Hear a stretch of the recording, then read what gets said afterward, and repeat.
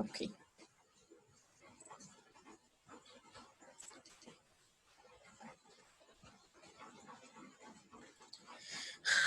So, um, we always know what is income or what's the importance of income. Hopefully, my voice and my screen is audible and visible respectively. क्या आप सुन पा रहे हो और देख पा रहे हो दोनों भी? Yes, ma'am. Okay, sure. So let's start with GDP. I know आपने बहुत बार शायद ये देखा होगा या फिर शायद इसके बारे में सुना होगा, लेकिन लेट्स ट्राई कि हम इसको इजी तरीके से हैंडल कर सके. Okay. Yes, just a second. Yep, thank you. So,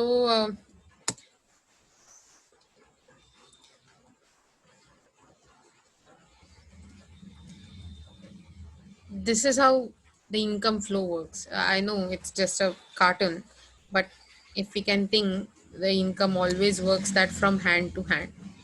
And that's why it's like time for GDP to learn what is GDP.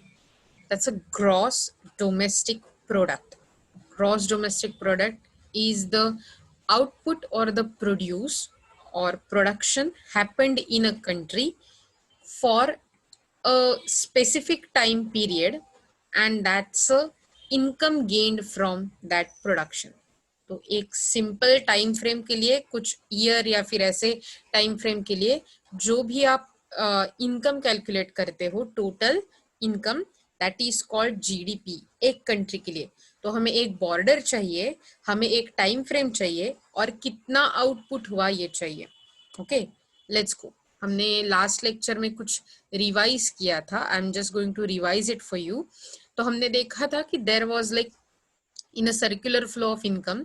हमें पता था कि जितने हमारे इनकम है उतना ही किसी और के लिए एक्सपेंडिचर होगा, जितना उसका एक्सपेंडिचर होगा वो हमारे लिए इनकम होगा, वाइस वर्सा जितना हमारे लिए एक्सपेंडिचर होगा वो किसी और के लिए इनकम होगा.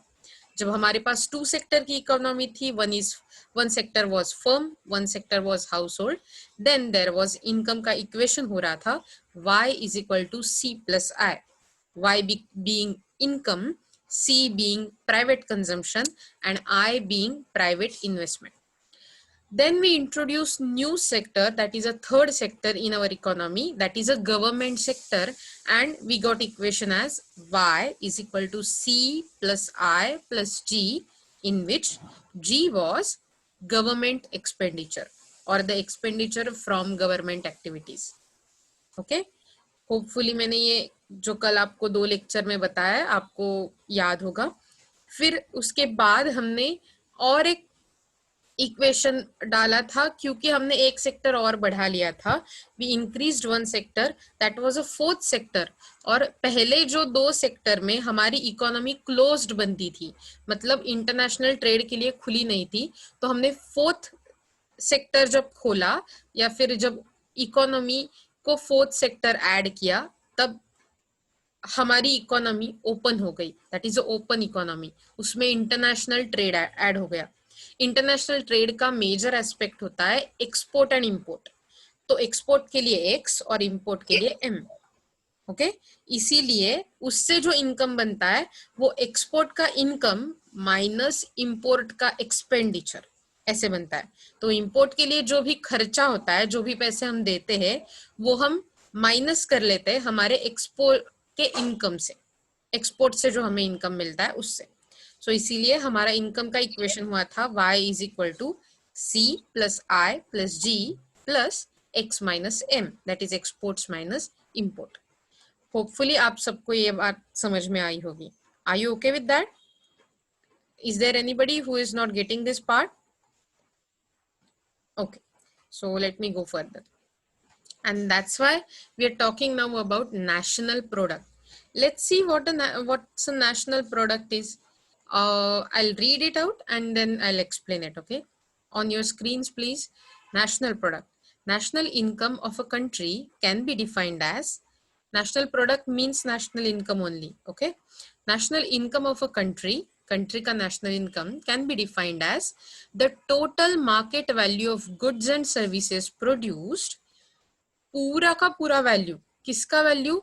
गुड्स एंड सर्विसेज जो भी प्रोड्यूस किए उसका पूरा का पूरा value in the economy in a year. Economy में एक साल में कितने गुड्स एंड सर्विसेज प्रोड्यूस किए उसका total value, that is called national income, राष्ट्रीय उत्पन्न या फिर राष्ट्रीय उत्पादन। Then again national product is equal to national income. आपका नेशनल प्रोडक्ट जितना है उतना ही नेशनल इनकम रहता है, क्योंकि जो भी प्रोड्यूस होगा वही हम बेचेंगे और उसका ही इनकम मिलेगा। Okay, then the three important measure of calculating national income of a country are, national income calculate करने के लिए हमें तीन इंपॉर्टेंट मेजर्स देखने पड़ेंगे। First is the sum of value of all final goods and services produce. That means जो भी हम गुड्स प्रोड्यूस कर रहे हैं वो बहुत स्टेप पे होता है। मैंने आपको बताया था जब भी आप शर्ट के बारे में या फिर पार्टी गाउन के बारे में या फिर आपके सलवार कमीज के बारे में सोच रहे हो एज अ फाइनल गुड जो आप कंज्यूम करते हो, मतलब पहनते हो, तभी तब आपको ये सोचना होगा कि that is a final good.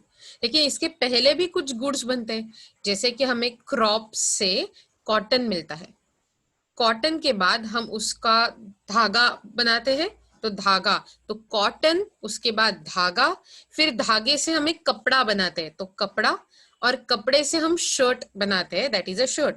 इसका मतलब एक ही शर्ट बनाने के लिए हमने चार टाइप के स्टेप वाले गुड्स यूज किए। फर्स्ट था कॉटन, कॉटन के बाद धागा, धागे के बाद कपड़ा, और कपड़े के बाद आपका जो शर्ट है या फिर और सलवार कमीज है वो। तो एक्चुअली हम किसका इनकम इंक्लूड करेंगे, क्योंकि शायद शर्ट का इनकम 200 रुपीज होगा, लेकिन उसका 200 होने के बावजूद भी हमने वो 200 रुपए में धागे का, कॉटन का, कपड़े का, सबका पैसा मिला दिया है ऑलरेडी। इसका ही मतलब क्या होता है कि हमने ऑलरेडी वो जो पहले तीन स्टेप है उसका इनकम कैलकुलेट किया है। तो अगर हम फिर से फाइनल प्रोडक्ट में मतलब शर्ट में ये सब कैलकुलेट करेंगे तो डबल काउंटिंग हो जाएगा। हमें ये डबल काउंटिंग नहीं चाहिए for the accuracy part, accuracy लाने के लिए नेशनल प्रोडक्ट की। इसलिए हम क्या करते हैं, सिर्फ डायरेक्ट फाइनल प्रोडक्ट की, मतलब हम कार के स्पेयर पार्ट्स नहीं देखेंगे, स्पेयर पार्ट्स नहीं कैलकुलेट करेंगे, हम डायरेक्ट कार की वैल्यू कैलकुलेट करेंगे, हम डायरेक्ट पर्स की वैल्यू कैलकुलेट करेंगे, ना कि लेदर की। हम डायरेक्ट आपके मोबाइल की वैल्यू कैलकुलेट करेंगे, not the tiny spare parts, battery, charger and etcetera etcetera. Okay, हम डायरेक्टली शर्ट की वैल्यू कैलकुलेट करेंगे एंड नॉट द कॉटन, धागा, कपड़ा, किसी की भी नहीं। Hopefully you are getting what is final goods and services. जो भी हम डायरेक्टली कंज्यूम करते हैं, मतलब सोचो कि हम राइस की वैल्यू नहीं कैलकुलेट करेंगे एज इन चावल के दानों की, हम डायरेक्ट कुक्ड राइस की बात करने वाले। Okay, next is the sum of all incomes accruing to factors of production, that is rent, interest, profits and wage। मतलब अगर हम आइदर वे हम फाइनल गुड्स और सर्विसेज की बात कर रहे हैं, ओके, या फिर अगर हमें ये कैलकुलेट नहीं करना है, if we are thinking it's a double counting might be possible, मतलब डबल काउंट होगा, एक्यूरेट नहीं होगा, तो हम क्या कर सकते हैं, फैक्टर्स ऑफ प्रोडक्शन जो हमने कल देखे थे, कौन से थे आपको याद है? Rate, land, labour, capital, entrepreneurship. Okay, तो ये जो चार फैक्टर्स ऑफ प्रोडक्शन थे, हम वो चार फैक्टर ऑफ प्रोडक्शन से जो इनकम मिल रहा है उनको कैलकुलेट करेंगे। That is rather than calculating national product we will calculate national income. लेकिन हमने देखा है सर्कुलर फ्लो में कि जितना भी नेशनल इनकम होगा उतना ही नेशनल एक्सपेंडिचर होगा। तो हम अगर फाइनल गुड्स की बात करेंगे तो हम जनरली कितना वैल्यू हो रहा है वो देखेंगे, प्रोडक्ट का, आउटपुट का। अब यहाँ पर हम कितना इनकम हो जाएगा उसकी बात करें। ओके, सो हम क्या कैलकुलेट कर सकते हैं, rather than calculating final goods हम कैलकुलेट कर सकते हैं rent, interest, profit and wages. Rent मिलता है हमें लैंड से, इंटरेस्ट मिलता है हमें कैपिटल से, प्रॉफिट मिलता है हमें एंटरप्रेन्योरशिप से, एंड वेजेस मिलते हैं लेबर से। होपफुली आपको ये चार फैक्टर्स और उनके चार रिवर्ड्स दैट इज जो भी इनकम मिलता है उनसे इसके बारे में क्लैरिटी हो गई होगी. नाउ द थर्ड पार्ट, अगर ये दोनों भी नहीं हम कैलकुलेट कर ले, there is one more option, the sum of consumers expenditure, net investment, government expenditure on goods and services. अब कंज्यूमर एक्सपेंडिचर क्या है, ये आपका है सी. नेट इन्वेस्टमेंट क्या है, ये आपका है आई. और गवर्नमेंट एक्सपेंडिचर क्या है, G. So that will be C plus I plus G. और अगर हमारी इकोनॉमी ओपन है, then it will be X minus M, that is exports minus income, exports minus imports. Are you getting this? क्या आप सबको ये 3 points समझ में आए हैं? Please let me know if Yes, there ma'am. is, okay, please let me know if there is any little bit of confusion, क्योंकि मैंने जैसे बोला, हम थोड़े और अंदर अंदर घुसते जा रहे हैं मैक्रो इकोनॉमिक्स के. Let's get it done. Okay. Yeah, I could see chat. Rather than chatting, Zahid, if you want to talk, you can talk directly. Okay. Let's go ahead. So what are we going to see here? We are going to see GDP, GNP, NDP, NNP, real GDP, nominal GDP, GDP deflator. It's really hard, right? To think about all those things and remembering all those things. But मेरे पास ऐसे trick है कि जिससे आप बहुत ही easy तरीके से ये दिमाग में रख पाओगे, डायरेक्टली एग्जाम में लिख पाओगे. Hopefully that would be helpful for you. Let's go further. So what is a GDP now? GDP is gross domestic product. हमने देखा था, उसकी डेफिनेशन क्या हो रही है, देखो. Total market value of the goods and services produced by the country's economy during a specified period of time. Total market value मतलब complete market value of the goods and services produced, मतलब produced by a country's economy. तो एक country के economy से जो भी goods and services produced हुए for a specific period of time, मतलब 1 साल 2 साल, कितने भी, जनरली हम 1 साल कैलकुलेट कर लें, उनकी टोटल मार्केट वैल्यू अगर हम निकालेंगे तो that will be GDP. Okay. And here is the formula for GDP. हमने देखा था same formula, GDP is a income only. तो हम देख रहे थे y is equal to C plus I plus G plus X minus M. ये यहाँ पर हम देख रहे हैं GDP, that is a income, gross domestic product is equal to C plus I plus G plus X minus M. And what's not included in GDP. तो ये जो फॉर्मूले से हम कैलकुलेट कर रहे हैं उसमें हम क्या इंक्लूड नहीं कर रहे, sales of goods that were produced outside of domestic borders. तो हमारे डोमेस्टिक बॉर्डर्स क्या है, डोमेस्टिक बॉर्डर्स होते हैं हमारी कंट्री के बॉर्डर के बाहर जो भी प्रोड्यूस हुआ है, या फिर अगर एक फॉरेन कंट्री है भी, लेकिन not a country, sorry, foreign company है भी, लेकिन उसका हेड क्वार्टर्स अगर हमारे कंट्री में नहीं है, किसी और कंट्री में, जैसे कि अब आप एप्स देख सकते हो, राइट, या फिर जैसे आईबीएम जैसे कंपनीज जो बाहर जिनका यूएस में या फिर ऐसे कहाँ पर हेड क्वार्टर्स है, तो ऐसे कंपनी जिनका बाहर हेड क्वार्टर्स है, हेड ऑफिस है, लेकिन वो हमें इंडिया में सर्विसेज दे रहे हैं, तो उनका भी प्रोड्यूस हम कैलकुलेट नहीं करेंगे, क्योंकि उनका प्रॉफिट कहाँ जाएगा, वो कंट्री में जाएगा, इंडिया में उनका प्रॉफिट नहीं आएगा. Okay, so sales of goods that were produced outside or outside our domestic borders. Simply आपके मोबाइल्स हम कैलकुलेट नहीं करेंगे. So not Samsung mobile, may be India का अगर कोई ब्रांड है, क्या आपको पता है कौन सा इंडिया का मोबाइल का ब्रांड है? एनीबडी? इंडिया में बनने वाला मोबाइल है ऐसा कुछ? Anybody? Nokia Nokia Nokia India में, आई डोंट थिंक सो कि नोकिया इंडिया में बनता है, लेकिन या you can say the simply, क्या आपको पता है माइक्रोमैक्स वाले बनते हैं क्या इंडिया में? एमआई का थे है क्या? आई थिंक वो चाइना वाले पीस है. Let me get back to you. लेकिन कुछ पीसेस ऐसे होते हैं जो सिर्फ, या if you are chatting with me, can you just talk rather than chat, because I'll just have to do all the time this. It's lava. Yeah, that might be true, but again I think it's a Chinese product, lava, but I don't know. So these might be, क्या आप बता सकते हो मुझे ऐसे specific कुछ, not only mobile things that are made in the India? Can you just tell me ऐसे कोई प्रोडक्ट्स जो इंडिया में बनते हैं?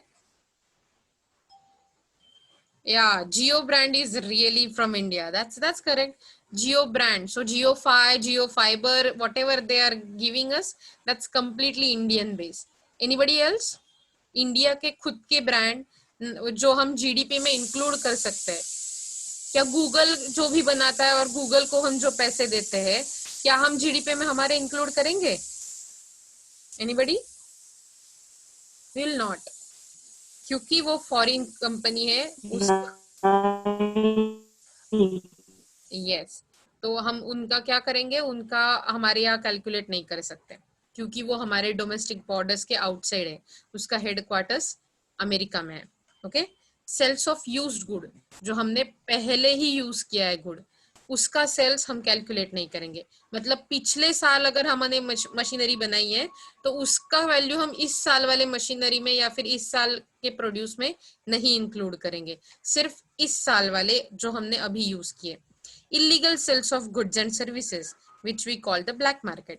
तो ब्लैक मार्केट मतलब अगर केरोसिन है कहीं ब्लैक मार्केट में बेचा जा रहा है, केरोसिन आजकल बहुत ज्यादा ब्लैक मार्केट में कभी कभार ऐसे बोला जाता था कि मिलता है, तो शायद वो, या फिर ब्लैक मार्केट में जैसे अगर ड्रग्स जैसे इलीगल सब्सटेंसेस है, ड्रग्स और अदर चीजें जो हार्मफुल है, तो वो हम कैलकुलेट नहीं करते। Transfer payments made by government, तो ट्रांसफर पेमेंट्स मतलब पेंशन्स, स्कॉलरशिप, जो गवर्नमेंट लोगों को ट्रांसफर करता है और उसके बदले खुद को कुछ नहीं मांगता, that is called transfer payment. नाम में ही लिखा है ट्रांसफर पेमेंट, जो भी ट्रांसफर की जाए और फिर से नहीं मांगी जाए, तो उस गवर्नमेंट के ट्रांसफर पेमेंट होते हैं पेंशन्स, स्कॉलरशिप्स एटसेट्रा। सो ये हम जीडीपी में कैलकुलेट नहीं करते क्योंकि वो पहले से ही गवर्नमेंट के इनकम में रहते हैं, तो गवर्नमेंट एक्सपेंडिचर हम जब कैलकुलेट कर रहे हैं they are coming under GDP. And then intermediate goods that are used to produce other final goods, जैसे कि कॉटन, धागा, कपड़ा, ये तीन हम कैलकुलेट नहीं करेंगे, हम डायरेक्टली शर्ट कैलकुलेट करेंगे।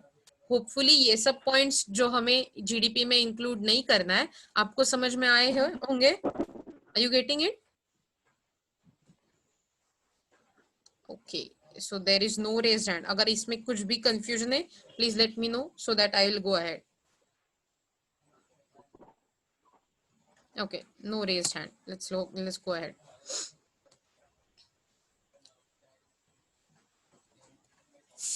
Okay, so क्या क्या आता है components of a GDP formula? So that is a C, मतलब consumption, हमने already देखा। It consisting of private expenditure, household, final consumption expenditure in the economy.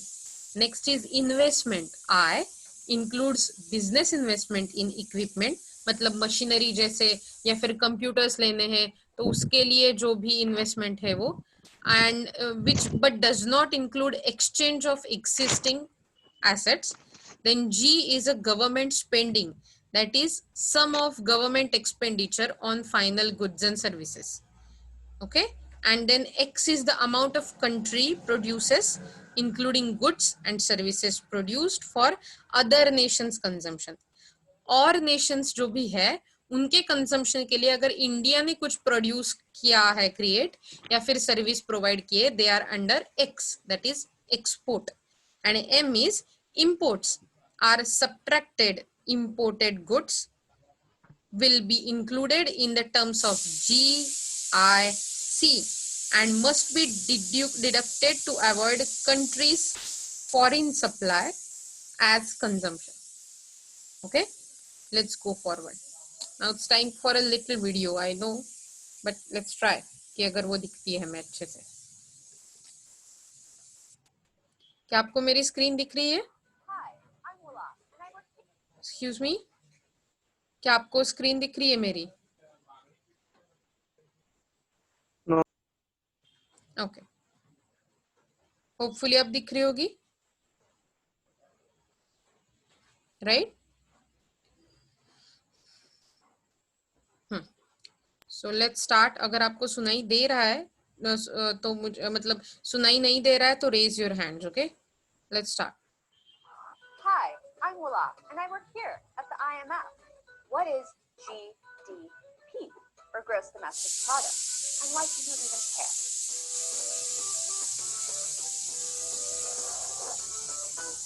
GDP is all around us. It's cars, clothes, doctors, hairdressers even. It's all part of GDP. तो आपने देखा वो बोल रही है कि जीडीपी हमारे ऑल ओवर है. मतलब जो भी फाइनल गुड्स आपने देखा, डॉक्टर्स, कार्स, आपके हेयर ड्रेसर्स, मतलब parlour, salons, cars, mobiles, everything comes under GDP. Let me okay. explain. Some people produce goods like cars or clothes. Others produce services like doctors or hairdressers. So if you add up the value of goods and services, you get gross domestic product. तो आपने complete final produce मतलब products और services को अगर calculate किया, उसका total लिया, तो आपको जीडीपी मिलता है, gross domestic product. Or you can add up income. If you add up the income of all the United States in 1 year, you get US GDP. So a higher GDP means everyone's doing great. Now she is talking that okay, so simply she what did she tell us that अगर हम US का income calculate करते हैं एक साल के लिए पूरे राज्यों में से उसके, तो that is what we called GDP of US और यूएस जीडीपी, यूएस का जीडीपी. सिमिलरली इंडिया के हर एक स्टेट का अगर हम इनकम कैलकुलेट करेंगे एक साल के लिए, तो हम बोलेंगे इंडियाज जीडीपी. ओके. लेकिन अब ये क्वेश्चन वो पोस्ट करिए या फिर ये क्वेश्चन पूछ रही है कि कि सिंपली जीडीपी काफी है क्या देखने के लिए कि आपकी कंट्री सचमुच में रीच है या नहीं है, आपके कंट्री का इनकम इनफ है या नहीं है, ये सोचने के लिए क्या ये काफी है. Okay. Right? Not always. You see, GDP doesn't measure, for example, how fairly things are being distributed. Some people may be getting all of this income, or how much the environment is being damaged.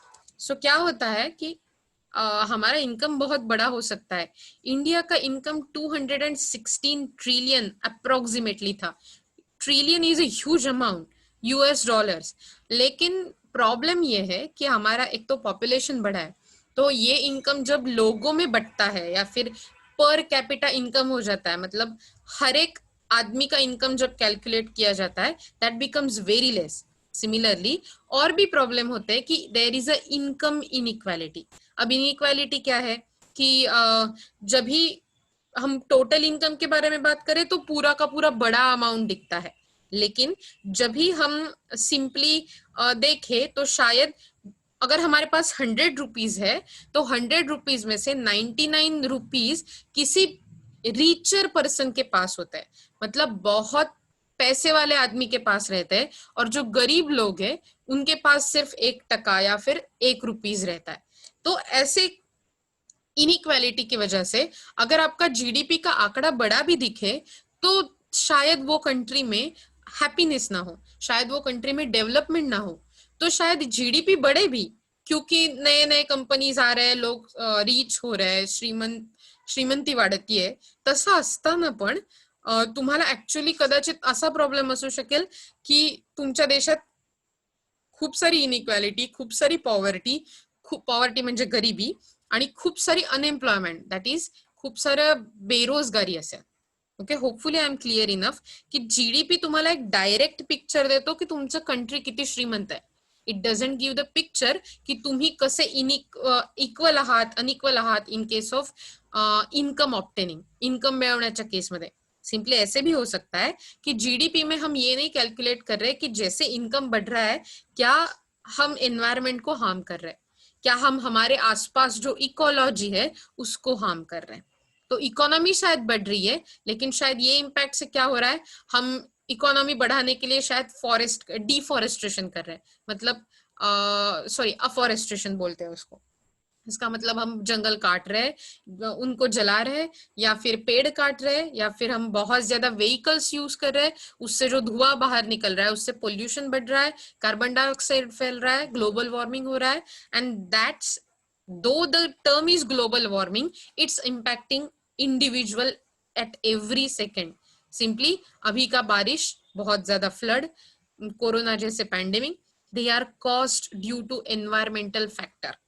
Okay, global warming जैसे factor. हम simply क्या करते हैं, हमारे पास जो भी कचरा होता है, हमने अगर चॉकलेट खा ली तो हम उसका कागज फेंक देते हैं। सिंपली अगर आप मास्क बांध कर भी जा रहे हो तो आप क्या करते हो, मास्क नीचे कर देते हो और थूक देते हो रास्ते पे। Don't we do that? We are Indians, we have to do that. And इससे क्या होता है, इससे बहुत ज्यादा कचरा फैलता है, बहुत ज्यादा बीमारियां फैलती है। अगर ये ही सब, जब हमारे पास घर का कूड़ा होता है, म्हणजे कचरा, जब कूड़ा रहता है उसको हम अगर नदी में फेंक दे तो क्या होता है, ये पानी कोई तो पी रहा है बीच में। नदी में बहुत सारे एनिमल्स रहते हैं, फिश रहते हैं, वो खा रहे हैं, वही फिश को हम खा रहे हैं। Think about that. sometimes the people who likes to eat non-veg and all those things, think about that we are eating those fishes, and those fish can cause harm to us. Again, we are harming our own life just by neglecting every rule. Her rule को खत्म करके हम अपना खुद का life पूरा का पूरा बर्बाद कर रहे हैं। तो ये हम जीडीपी में कैलकुलेट नहीं करते कि हमने एक साल में कितने एनवायरनमेंट को प्रॉब्लम क्रिएट किया, हमने कितना प्रॉब्लम हमारे इकोनॉमी या फिर हमारे सोसाइटी के लिए क्रिएट किया। A lot of cars may mean a lot of pollution. In fact, GDP doesn't even include some very important services, like childcare. If a babysitter looks after your younger brother for the day, they get an income. They're providing a service. But if your mom does the same exact thing and looks after your younger brother, she doesn't get an income. See, that's the major problem कि GDP में एक बहुत ज्यादा important factor नहीं लिया जाता, that's free services. मतलब अगर आपको पालने के लिए घर में कोई बेबी सिटर रखा गया, जो बच्चे को पालता है घर में, तो अब हम उनको सैलरी देते हैं, राइट? लेकिन ये नहीं होता कि अगर माँ बच्चे को पाल रही है तो माँ को सैलरी नहीं मिलती, दैट्स अ 24 आवर्स जॉब, लेकिन उसको सैलरी नहीं मिलती, तो उसका जो काम है वो वेस्ट जाता है। We don't calculate it as a GDP. तो GDP is not calculating the free services that are happening in the society. इसका मतलब अगर कोई बूढ़े आदमी को कोई यंगर पर्सन, आपके जैसा कोई एक यंग पर्सन हेल्प कर रहा है, तो वो help it doesn't come under GDP, लेकिन it is beneficial to society, it is developing your country, but still, so GDP never always gives you the better picture of a So society. it's not included in GDP. So GDP is failing to measure a very important service. But GDP is a good overall indication of how much an economy produces every year. So there are few problems for GDP, but again GDP is a good indication of how much an economy produces each year. हर साल economy कितना produce कर रही है, इसका बहुत अच्छा वाला indicator ये रहता है। So that's GDP. It's all around us, and it's very good to know. Okay. So hopefully मैं आपको जो बता रही थी वो आपको समझ में आया होगा। यहाँ पर राइट बॉटम में और एक लिंक है वीडियो की, जो अगर आप देखें तो आपको ज्यादा क्लैरिटी हो जाएगी जब मैं आपको ये पीपीटी भेजूंगी। तो मुझे पता है मैंने जीडीपी के बारे में बहुत कुछ अभी तक आपको बताया, और जीडीपी के बारे में हमने कुछ प्रॉब्लम्स भी देखे। Let's talk more about these problems. Okay, so GDP counts bads as well as goods. मतलब सिर्फ गुड्स को काउंट नहीं करता जीडीपी, इट काउंट्स बैड्स। तो मतलब बहुत गंदे तरीके से भी, या फिर क्या बोलते हैं हम, जो नेसेसरी नहीं है वो भी कैलकुलेशन जीडीपी में होता है।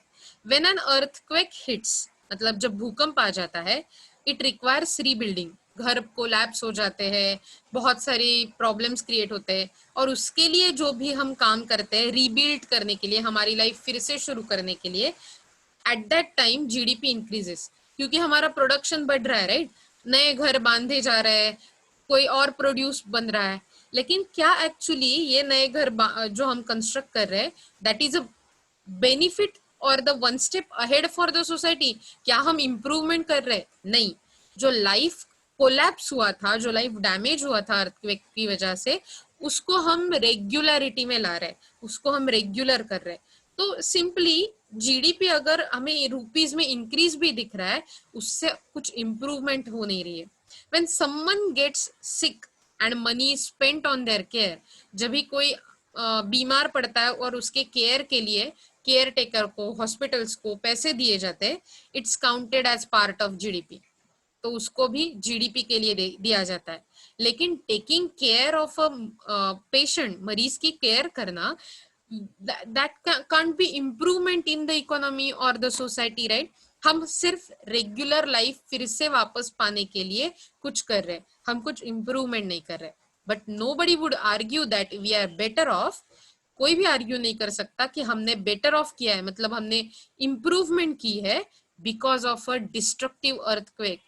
अर्थक्वेक होने की वजह से या फिर लोग बीमार पड़ने की वजह से हमने इम्प्रूवमेंट की है, ये कोई भी बोल नहीं सकता। लेकिन जीडीपी के फिगर्स बताते हैं कि हमारा जीडीपी बढ़ गया है, दैट इज इकोनॉमिक ग्रोथ हुई है।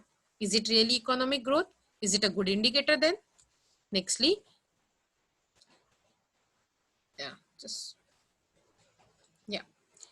सो nextly, GDP makes no adjustment for leisure time. मतलब हर एक के लिए लीजर जरूरी होता है, रिलैक्सेशन जरूरी होता है, इसलिए तो संडेज होते हैं, ऐसे बोले जाता है।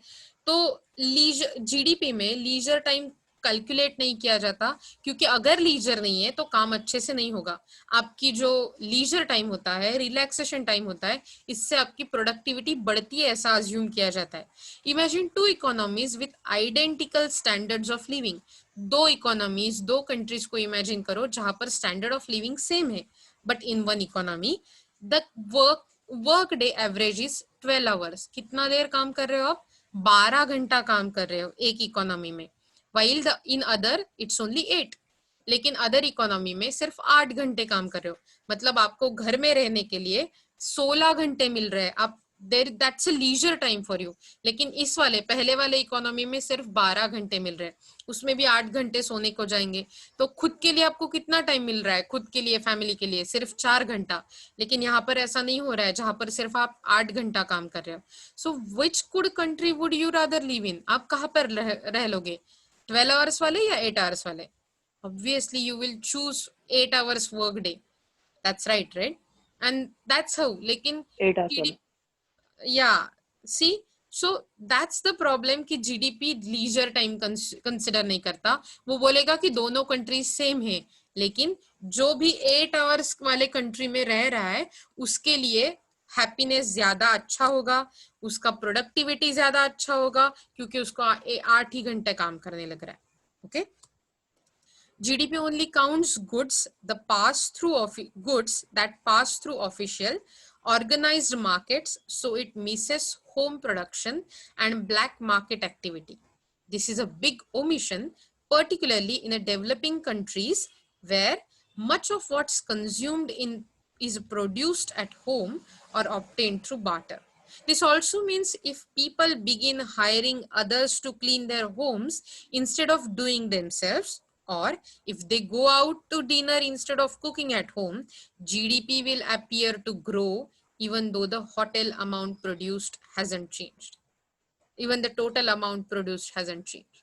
So if you see, अगर खुद काम करने की जगह हम किसी और को आउटसोर्स करें काम, या फिर घर में खाना बनाने की जगह हम रोज रोज होटल में जाए, तो घर का शायद इनकम बढ़ेगा, या फिर होटल को जो इनकम मिलेगा वो भी बढ़ता हुआ दिखेगा, लेकिन हमारे घर की जो ग्रोसरी है वो अनयूज्ड रहेगी, तो घर का इनकम भी शायद बड़ा दिखेगा। लेकिन क्या हेल्दी फूड की जगह हम रोज होटल का खाना खाएंगे तो हमारी हेल्थ इंप्रूव होगी? नहीं होगी। या फिर किसी और को हर बार काम कर दे तो हमारी हेल्थ इंप्रूव होगी? नहीं होगी। जीडीपी बढ़ता हुआ दिखेगा, शायद ग्रोथ दिखेगी, लेकिन लाइफ इंप्रूव नहीं होगी। Next is GDP doesn't adjust for the distribution of good.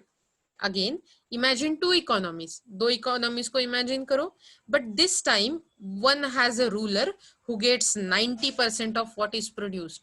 एक का रूलर, एक का जो सरकार, एक की जो सरकार है उसको 90% आपका इनकम मिल रहा है, ओके, एज अ टैक्स। जो भी आपने प्रोड्यूस किया है उसमें से 90% सरकार को मिल रहा है एंड एवरीवन एल्स सबसिस्ट बेयरली और व्हाट्स लेफ्ट और जो भी कुछ बचता है 10% वो जनता को मिलता है। Whereas in the second economy, distribution is considerably more equitable. शायद 50-50 रहेगा, 50% सरकार को टैक्स के फॉर्म में मिलेगा, 50% आपके लिए बचेगा। तो क्या होता है in both cases, GDP per capita will be the same. In both cases हर आदमी के इनकम मतलब जीडीपी पर कैपिटा मतलब एवरेज पर पर्सन इनकम जो भी होगा वो सेम होगा, लेकिन it's clear that which economy I would rather live इन। मैं कौन से या आप कौन से इकोनॉमी में, पहले या दूसरे इकोनॉमी में रहोगे, मुझे लगता है हर एक को पता है, राइट? हम पहली वाली चूज करेंगे। Can you answer me? हम पहली वाली चूज करेंगे ना? वेल, आप, मुझे लगता है कि आपको बहुत ज्यादा काम करने में दिलचस्पी और आपको टैक्सेस में भी बहुत ज्यादा प्यार होगा शायद। मैं तो दूसरे वाले में रहूंगी, ओके, क्योंकि मुझे मेरे पैसों से भी प्यार है। Okay, GDP isn't adjusted for pollution cost. हमने ये देखा था पॉइंट कि हम पोल्यूशन के लिए काउंट नहीं करते जीडीपी, कितना प्रॉब्लम हो रहा है। If two economies have the same GDP per capita but one has polluted air and water while the other doesn't, well-being will be different but GDP per capita won't capture it. GDP per capita दोनों का same रहेगा, लेकिन pollution वाले country में आप रहना नहीं चाहोगे as compare to cleaner country. And again I told you double counting वाला प्रॉब्लम, शर्ट वाला एग्जांपल, तो ये भी प्रॉब्लम हो सकता है। मुझे पता है there is only 1 minute left and I would like to you to join it again. So अगर आप ये फिर से ज्वाइन करोगे तो दैट वुड बी हेल्पफुल। मैं आपका सिर्फ एक 10 मिनट के लिए और लेक्चर लूंगी। Okay, so let's join it again. वही लिंक ज्वाइन करनी है और मुझे लगता है आप सबको पता चला है कि ज्वाइन करना है फिर से। आपको समझ में आ गया है, right? Yes. Okay, Yes, ma'am. Yes, सो